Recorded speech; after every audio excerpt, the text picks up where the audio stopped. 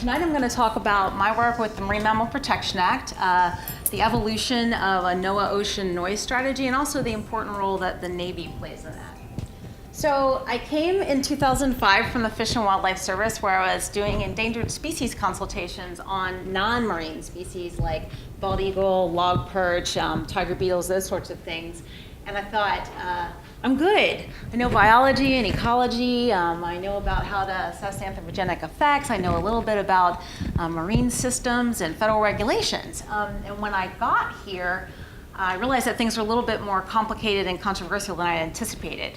So for one thing, the major impact that we were dealing with was noise, and I had no prior experience with sound and evaluating effects and that sort of thing. And it's a pretty complex field with a lot of math, so that was challenging.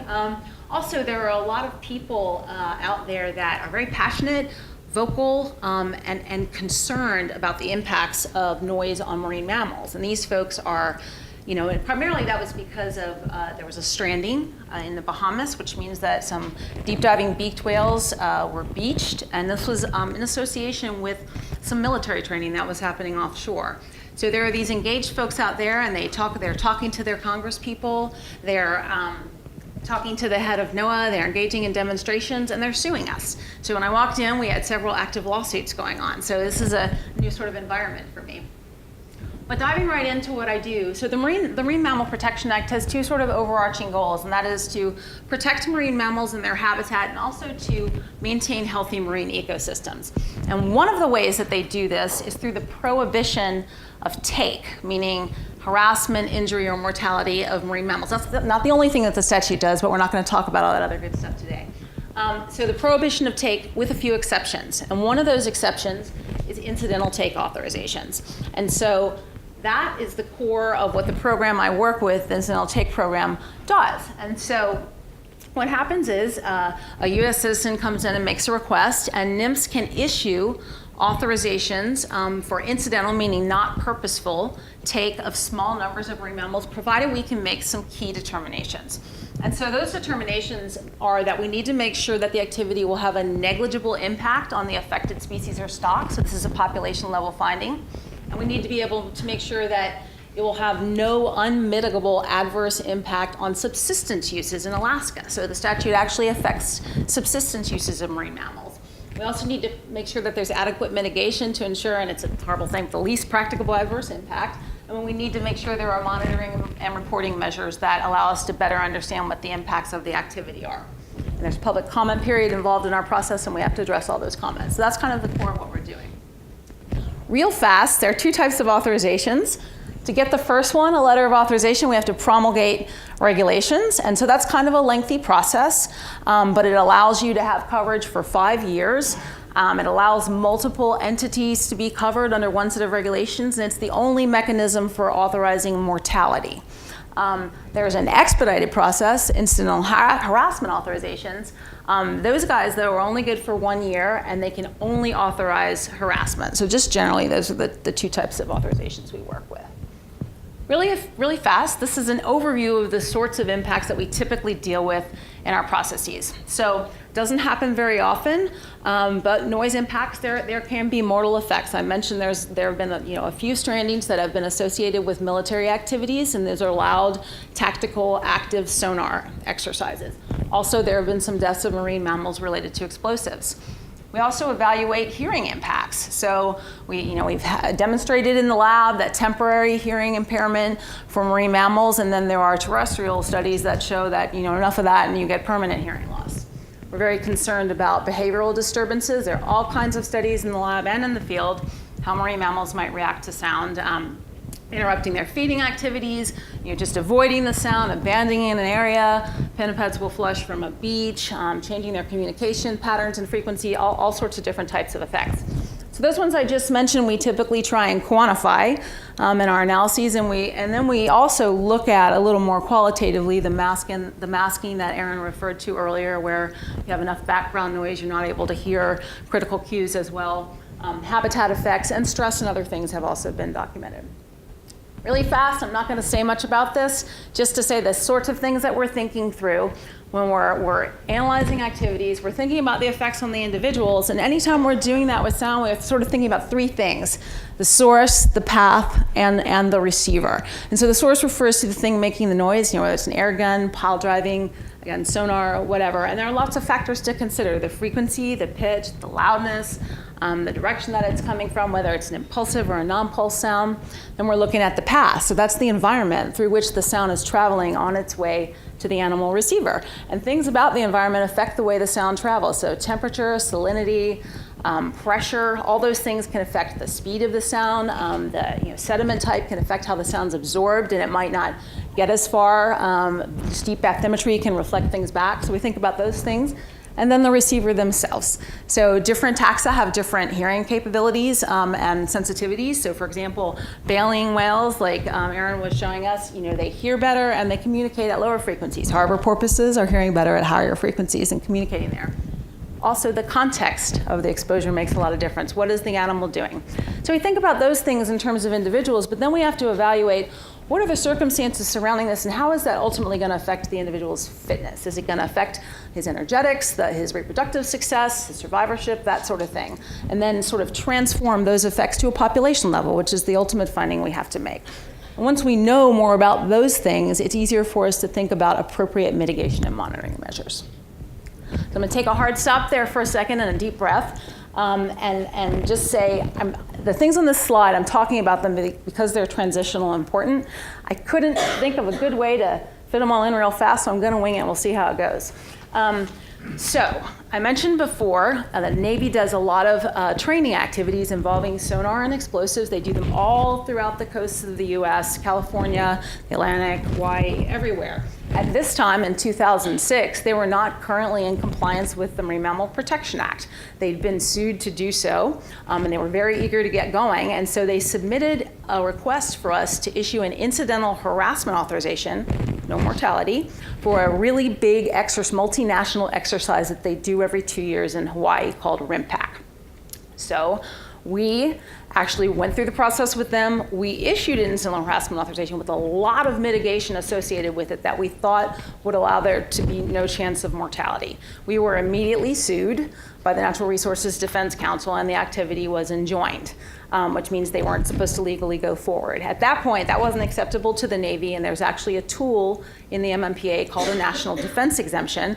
And they took that tool, which allowed them to move forward with their exercises. They did the mitigation that we had agreed upon anyway, but without an authorization. So when that was done, and we had to talk again about how we were going to get into compliance, we said, you know what, we're not going to go this incidental harassment authorization route. We really need to have rulemakings and make sure that we're able to cover appropriately for mortality if that's what needs to happen. But that takes time. So we decided again, it's probably going to take about 2 years, and the National Defense Exemption can actually be issued up to 2 years. So we went to CEQ and we said, here's our idea. Navy will do some mitigation that we had talked about. We're going to work to get in compliance. Meanwhile, they're going to be operating under this exemption. So that's great, and we worked on that and we were doing it. An unfortunate thing is the end of the 2-year exemption, when we were supposed to have all this paperwork magically together, fell on January 19th, 2009. Which is a pretty significant date. And for one of the rules that we were getting together, we missed it by like 3 hours, which means that the administration changed. People we've been briefing for a year and a half were gone. And Dr. Jane Lubchenco walked into the office and was greeted by a bunch of Navy admirals yelling at her saying, oh my God, you have to sign this rule today. We've got critical military readiness activities that need to happen. At the same time, there are a bunch of very hopeful environmental advocates at the door, excited about Obama being in office and saying, don't you dare sign that rule. A bunch of animals are gonna die or go deaf. And so that's what happened. And what she ended up doing was actually issuing the rule with a short delay. The Navy was able to do its activities, but it began a bunch of negotiations and conversations with concerned stakeholders and NGOs and CEQ over the next year, which the reason I have all this listed here is because it resulted in her making a commitment to some sort of forward-looking actions that were ultimately good anyway and led to the NOAA Ocean Noise Strategy. So what she essentially committed to do was to take a closer look at how to address chronic and cumulative effects and develop some tools that could help us do that. And so one of my colleagues and I, Leila Hatch, sort of leveraged this commitment of NOAA into an effort to get together these, excuse me. Wow, what did I do? Yeah, sorry, I'm getting there. So we leveraged this commitment from Dr. Lubchenco to get together these two working groups, which worked on some modeling and mapping, developing some new modeling and mapping tools to look at cetacean distribution, density in important areas, and to also look at how multiple sounds throughout the US EEZ can be modeled, and we can show some average accumulation of sound over time. So there were some new tools and things put into place by a bunch of folks working from NOAA and other spots, and this was great. I'm going to go through this really fast. Then we had a workshop with a bunch of stakeholders, regulated folks, NGOs, and we showed them the tools, and we talked about what we should do moving forward to look at this sort of ocean noise issue. And so after that happened, we got a lot of positive external and internal feedback, and that's when Dr. Lubchenco said, hey, I want you guys to work on a 10-year strategy for NOAA and ocean noise. And so I'm going to take another breath right now and say that it probably sort of looks like I'm starting my talk over, and I don't mean to, but I just want to start from the beginning. I'm going to breeze through some of these because this is the way we sort of present the strategy when we're trying to explain people why it's important. It also reflects sort of a broadened perspective on my part from working solely through this really narrow lens of the Marine Mammal Protection Act to this more comprehensive look at what ocean noise means and the other ways that it's important besides just to marine mammals. So sound is critical to marine animals. I know Aaron talked about this, and that's because, hearing is the most effective means of gathering information over large scales in the ocean, and sound is the most effective method of communicating through the ocean. How sound used, Aaron mentioned some of these things. Marine taxa, and again, not just marine mammals, but fish that Aaron talked about, also invertebrates to some degree. Sea turtles less so, but they use sound to locate and select mates, to find food, to navigate, to maintain root structure and relationships, and for other things. So it's really important. The second thing, which Aaron also touched on, is that human activities produce noise that goes over ocean scales, and these are what these graphics are showing. I mean, that's an experiment that shows an explosion that happened on Heard Island. It was a test, and it was heard across ocean basins. Similarly, the bottom graph illustrates the fact that sound is increasing in the ocean as activities that man does are increasing as well. And there are two sorts of impacts that we talk about. And the first one is acute.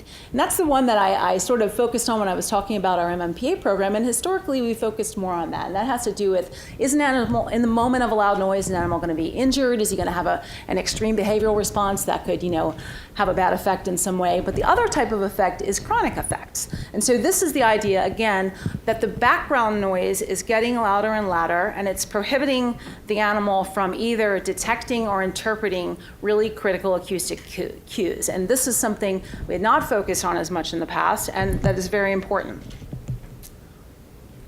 All right, so really fast, why is this so important to NOAA? Well, a few reasons. One is we're sort of the lead federal agency in the US for figuring out how to reduce impacts from noise on marine species and their habitats. We have several statutes, the Marine Mammal Protection Act, the Endangered Species Act, the National Marine Sanctuaries Act, Magnuson-Stevens Act, which protects essential fish habitat. So we've got this regulatory nexus. We also have a mission of science. NOAA scientists do great work on soundscapes, on better understanding the effects of sound on the marine mammals and the other taxa and the fish that we need to understand themselves before we can evaluate the effects of sound on them. So research, and then we run a fleet of boats that does research using equipment that emits sound. So we are also putting sound energy in the water. So we have a lot of nexuses with noise that we need to think about. All right, so here's this NOAA Ocean Noise Strategy that we're talking about. These are kind of the four main focuses. We want to focus on science, obviously building our understanding of the impacts of noise over ecologically relevant scales. And we focus on that because a tendency through some individual program lenses is to be more project specific and smaller scale. So we're trying to understand that better. Management. We want to work together as an agency across multiple actions to minimize acute, chronic, and cumulative effects of noise and do that well. decision support tools. We want to be able to build tools that help folks assess, mitigate, and minimize the effects of noise. And we also want to educate and reach out to concerned stakeholders, work with folks on international efforts where people are doing the same things or might even be ahead of us in some respects. So that's sort of the four main focuses of the strategy. And there are also themes. One of the main things, again, I mentioned this before, is we want to focus on addressing acoustic habitat.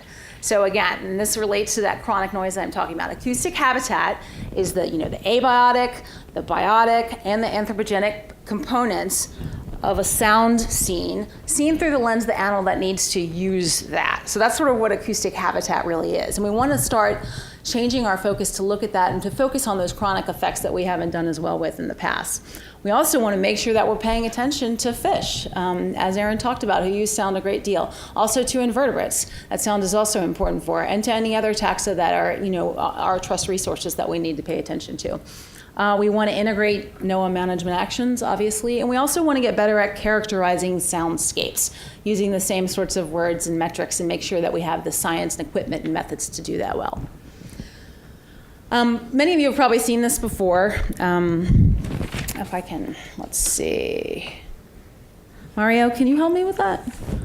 It's just a quick illustration. It's called Lost Communication Space, and it's a visual depiction of some methods that Chris Clark and my cohort Leela Hatch and some other folks got together. And so the small dots are whales vocalizing. The large dots are ships that come by the whales. And this is just illustrating the fact that, the whales are using these sounds, and this depicts the fact that when those dots are obliterated by the larger dot, that means the whale is not able to hear what he needs to hear. And so this is just sort of a simplified example of the sort of thing that's going on when chronic noise, when background noise is getting louder. Okay, really fast. So we have this strategy. What are we doing about it? So we have a couple of things going on. Last year, we published an Ocean Noise Strategy roadmap. And so that's a document that we worked with all different offices in the agency that have these nexuses with noise. We shared it with the public to provide comment on, and essentially what it does is it provides a background of the status of the science related to noise effects in protected species. It also lays out a rationale for why addressing acoustic habitat better is so important.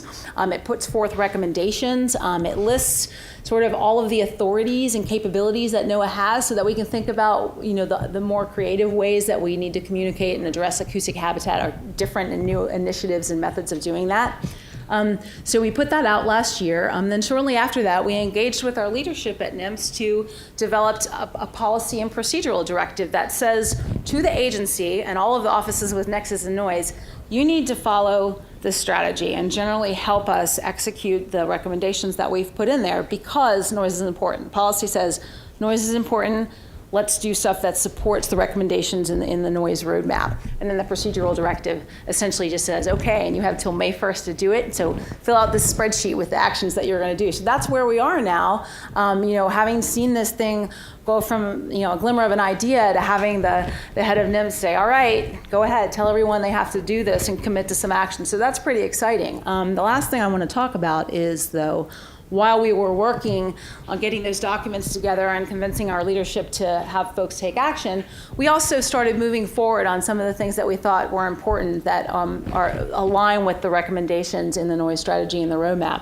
And so, for example, on the science front, and I forgot I have a nice round picture that shows where they all are, but we've actually deployed NOAA reference stations. So Aaron talked a little bit about this. Folks put hydrophones or passive acoustic monitoring devices in the water, and there are a lot of them out there, but they don't all collect the same information. They don't all use the same standard metrics. They're not all in places for long amounts of time. And as I mentioned, large temporal and spatial scales are important for evaluating acoustic habitats and their effects on sometimes long-lived species. So we have these 12 stations in place, and they're at least funded through the next 2 years, with the idea that hopefully it will be longer. We also have gotten together a PAM, so passive acoustic monitoring, archival and acoustic data archival system. And so one of the problems with acoustic data is it's huge, and people are not always consistently putting it in the same place, keeping it safely, that sort of thing. So getting this in place is a very important thing. And so that's a couple of science things we've been working on. management tools. I don't want to get too much into it, but our agency actually has guidance for saying, okay, when is an animal taken under a regulatory framework? And so we try to provide these thresholds for folks to help them understand how they need to assess effects. And so we've put out some injury guidelines, and we're working on behavioral guidelines now. Also, chronic noise, I mentioned, we haven't been as good in quantifying it, and evaluating it, and my cohort Leela and I actually worked together based on some methods she had developed, because she's the one who knows all the math and does all that good stuff, but a chronic noise assessment framework that has actually been put into 2 environmental compliance documents in the Gulf of Mexico and the Arctic, 2 environmental impact statements. We also published in Aquatic Mammals, biologically important areas manuscript a couple of years ago, where we deliberately, identified where there are known feeding, reproductive, or migration areas for cetaceans within the US EEZ, or where there are small resident populations, which is very important to evaluating any anthropogenic effects, but noise as well.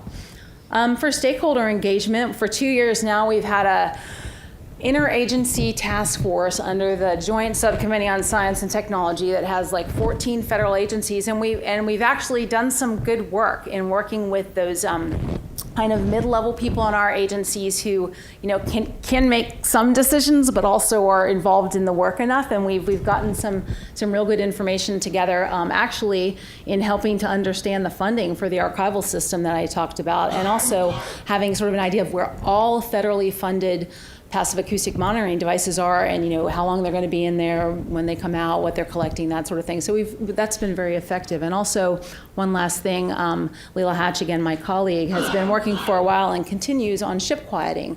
So she works with the International Maritime Organization, the shipping industry, as well as different ports on green initiatives, those sorts of things. There's some voluntary guidelines that were put in place a while back. They're working on implementing that. So these are some of the things that we've continued to try and move forward while we were working on getting this more official support for the strategy. And we're excited to see those move forward, as well as some of the new ones that we're hoping people can be engaged in and involved in.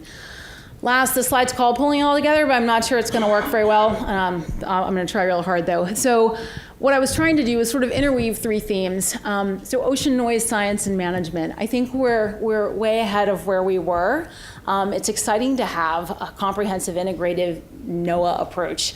When I started, I didn't even know the other people in other regions that do the same thing that I do. Now, just to use a sort of extreme example, because of our sort of enhanced communication, the Deepwater Horizon restoration plan includes a noise component. And that has a lot to do with the way that we've communicated and built up relationships across our programs in NOAA. And that's very exciting to me.